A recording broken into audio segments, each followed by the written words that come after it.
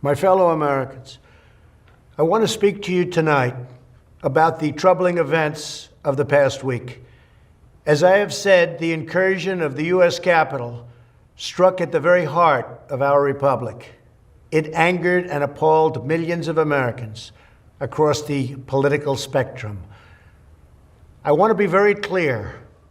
I unequivocally condemn the violence that we saw last week.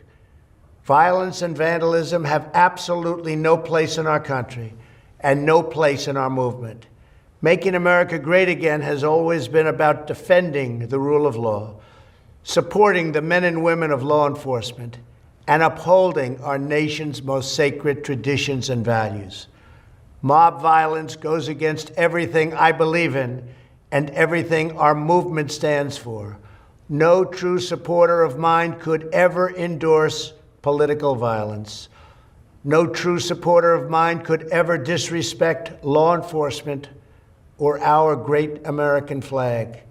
No true supporter of mine could ever threaten or harass their fellow Americans. If you do any of these things, you are not supporting our movement, you are attacking it, and you are attacking our country. We cannot tolerate it. Tragically, over the course of the past year, made so difficult because of COVID-19, we have seen political violence spiral out of control.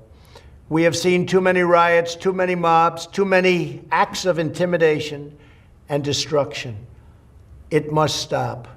Whether you are on the right or on the left, a Democrat or a Republican, there is never a justification for violence. No excuses, no exceptions. America is a nation of laws.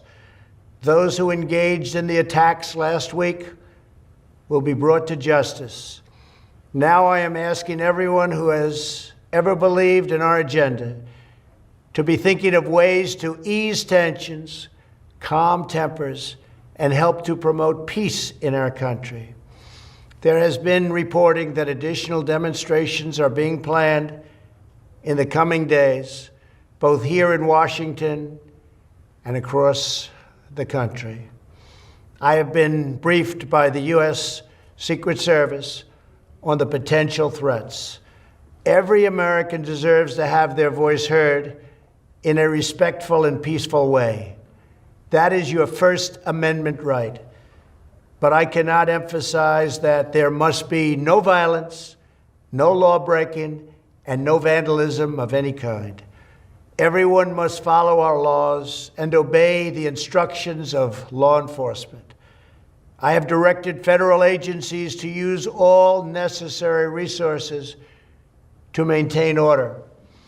In Washington, D.C., we are bringing in thousands of National Guard members to secure the city and ensure that a transition can occur safely and without incident.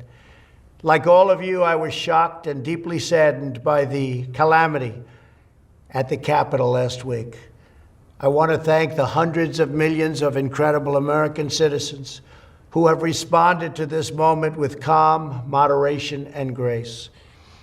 We will get through this challenge just like we always do. I also want to say a few words about the unprecedented assault on free speech we have seen in recent days. These are tense and difficult times. The efforts to censor, cancel, and blacklist our fellow citizens are wrong, and they are dangerous. What is needed now is for us to listen to one another, not to silence one another. All of us can choose by our actions to rise above the rancor and find common ground and shared purpose. We must focus on advancing the interests of the whole nation, delivering the miracle vaccines, defeating the pandemic, rebuilding the economy, protecting our national security, and upholding the rule of law. Today, I am calling on all Americans to overcome the passions of the moment and join together as one American people. Let us choose to move forward united for the good of our families, our communities, and our country. Thank you, God bless you, and God bless America.